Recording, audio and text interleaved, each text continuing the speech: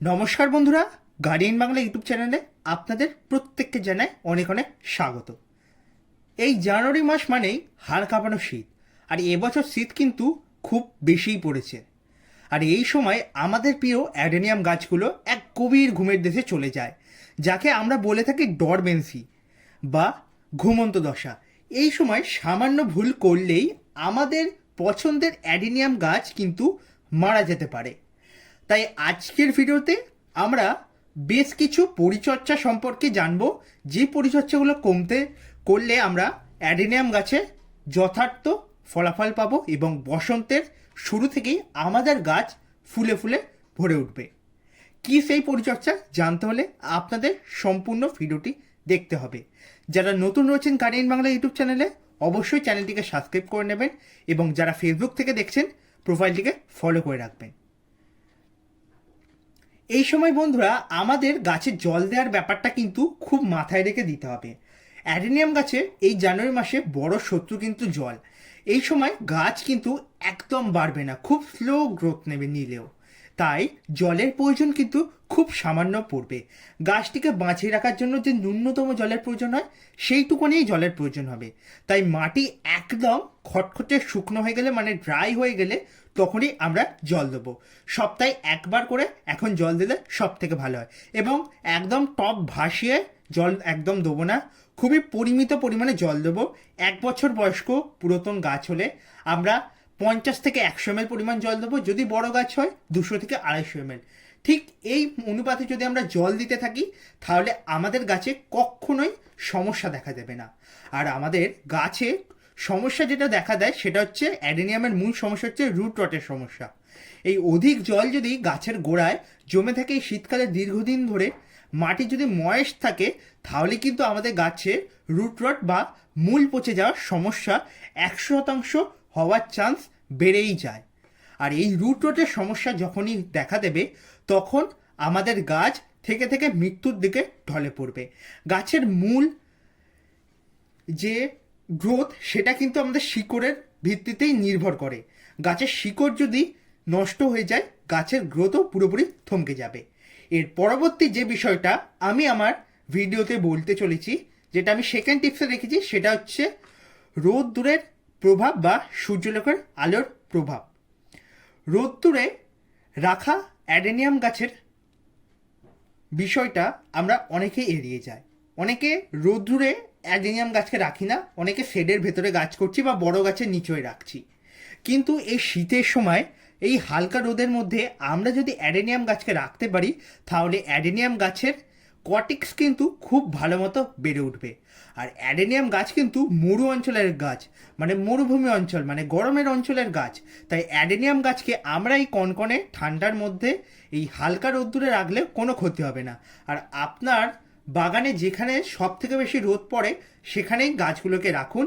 যদি কুয়াশা খুব বেশি হয় তবে রাতে গাছগুলোকে শেডের নিচে রাখতে পারেন বা বড় গাছের নিচে রাখতে পারেন, যাতে কুয়াশা সরাসরি গাছের গায়ে বা পাতায় না জমে। সেই জিনিসটা আমাদের লক্ষ্য রাখতে হবে। সব থেকে ভালো হয় গাছগুলোকে সন্ধ্যার টাইমে 6টা বা 7টার টাইম করে আমরা যদি শেডের ভেতরে নিয়ে চলে আসি সব থেকে ভালো হয়। আর এই অধিক কুয়াশা মানে অধিক ঠান্ডা কিন্তু আমাদের অ্যাডেনিয়াম গাছ কখনোই সহ্য করতে পারে না। তাই দিনের বেলা রৌদ্র এবং রাত্রির বেলা শেডের মধ্যে এরকমভাবে যদি আপনারা যত্ন নেন আপনাদের অ্যাডেনিয়াম গাছে কোনো সমস্যা হবে না, আমি গ্যারেন্টি দিয়ে বলছি। এরপর বন্ধুরা সার ও রিপোর্টিং কিভাবে করবেন, মানে কখন করবেন, সেটা নিয়ে আলোচনা হবে।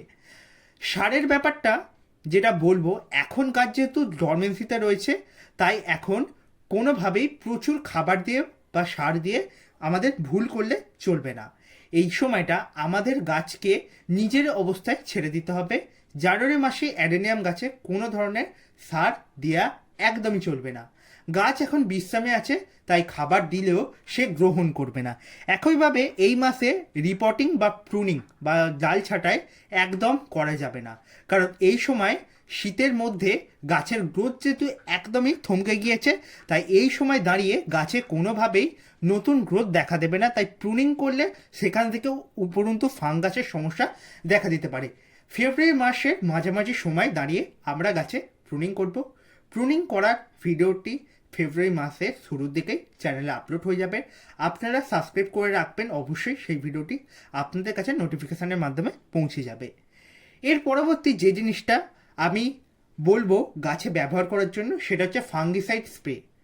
ফাঙ্গিসাইড স্প্রে করে গাছে এখন প্রয়োগ করতে হবে। এই যে ফাঙ্গিসাইড আমি স্প্রেয়ারের মধ্যে নিয়ে নিয়েছি, এই ফাঙ্গিসাইডটা এখন গাছে আমি সম্পূর্ণরূপে স্প্রে করে দেবো। এই সময় দাঁড়িয়ে গাছে ফাঙ্গিসাইড দেওয়াটা কতটা গুরুত্বপূর্ণ সেটা আপনারা জেনে নিন। এই শীতের কুয়াশার থেকে গাছকে বাঁচাতে গেলে আমাদের মাসে একবার যে কোনো ভালো ফাঙ্গিসাইড প্রয়োগ করতে হবে। যেমন সাব বা ম্যানগোজেব গ্রুপের যে কোনো ফাঙ্গিসাইড প্রয়োগ করতে পারেন। M45, Ridomil gold, Amistar top, যে ফাঙ্গিসাইড আপনার কাছে থাকবে 1 লিটার জলে 2 গ্রাম গুলে নিয়ে গাছে স্প্রে করবেন। এতে গাছ পচে যাওয়ার ভয় একদমই থাকবে না এবং গাছের কোনো ধরনের ফাঙ্গাসজনিত সমস্যা আর দেখা দেবে না। এটাই ছিল বন্ধুরা একটা ওভারঅল অ্যাডেনিয়াম গাছের পরিচর্যা। কিন্তু যারা এখন অ্যাডেনিয়াম গাছে পচন লেগে গিয়েছে, মানে যাদের গাছে পচন শুরু হয়ে গেছে, যারা এই পরিচর্যাগুলো জানতেন না, তারা এখন কি করতে পারেন? গাছের যে অংশগুলোতে পচনের সমস্যা দেখা দিয়েছে সেই পচন লাগা জায়গাগুলোতে আপনারা ভালো করে ফাঙ্গিসাইড গুলে প্রলেপ লাগিয়ে দিন এবং গাছটিকে যতটা সম্ভব ডাইরেক্ট সানলাইটের মধ্যে আপনারা রাখার চেষ্টা করুন। এবং যাদের গাছে কোনো ধরনের পাতা নেই, কোনো ধরনের ফুলের চিহ্ন পর্যন্ত একটিও নেই, তারা এখন 2 থেকে 3 সপ্তাহের ব্যবধানে গাছে জল দিন। গাছকে পুরো ড্রাই করুন, তারপর গাছের মাটিটি পুরো ড্রাই হলে তখনই জল দেবেন। এবং পারলে এখন গাছে স্নান করিয়ে দিন যদি আপনার গাছ একদম ওপেন ছাদের মধ্যে রাখা থাকে। সকালের দিকে যদি স্নান করিয়ে দেন সব থেকে ভালো হয়। কুয়াশাটা যদি গাছের পাতায় বা গাছের কাণ্ডে জমে থাকে সেখান থেকে গাছের পচনের সমস্যা দেখা দিতে পারে। তাই এই সময়টা গাছে স্প্রের মাধ্যমে চান করিয়ে দেওয়াটা বা স্নান করিয়ে দেওয়াটা খুবই গুরুত্বপূর্ণ। প্রথমত আজকের ভিডিওতে যেগুলো আলোচনা করা হলো সেই টিপসগুলো আর একবার বলছি। প্রথমত জল দেয়া, যেটা আমাদের বুঝে মেপে দিতে হবে। দ্বিতীয় হচ্ছে রৌদ্রে গাছগুলোকে সারাদিন রাখা। তৃতীয় হচ্ছে সারের ব্যবহার এবং গাছে রিপোর্টিং, এটা হচ্ছে চতুর্থ। এবং সবথেকে শেষে ফাঙ্গিসাইডের ব্যবহার। খাবারটা বন্ধুরা একদমই এখন আমরা দেবো না এবং ফাঙ্গিসাইড আমরা রীতিমতো মাসে একবার বা যদি আমাদের সময় থাকে 2 বার করে আমরা গাছে প্রয়োগ করব। এই ছিল বন্ধুরা একটা ওভারঅল অ্যাডেনিয়াম গাছের পরিচর্যা। এই সামান্য কয়েকটি নিয়ম মেনে চলতে পারলেই আমাদের অ্যাডেনিয়ামও বসন্তে শুরুতেই ফুলে ফুলে ভরে উঠবে। ভিডিওটি ভালো লাগলে বন্ধুরা লাইক করে দিতে পারেন আপনারা এবং বাগানপ্রেমী বন্ধুদের সাথে শেয়ার করতে পারেন। এবং যারা নতুন রয়েছেন তারা নতুন হলে অবশ্যই সাবস্ক্রাইব করতে ভুলবেন না। দেখা হবে পরের ভিডিওতে। সকলকে জানাই ধন্যবাদ।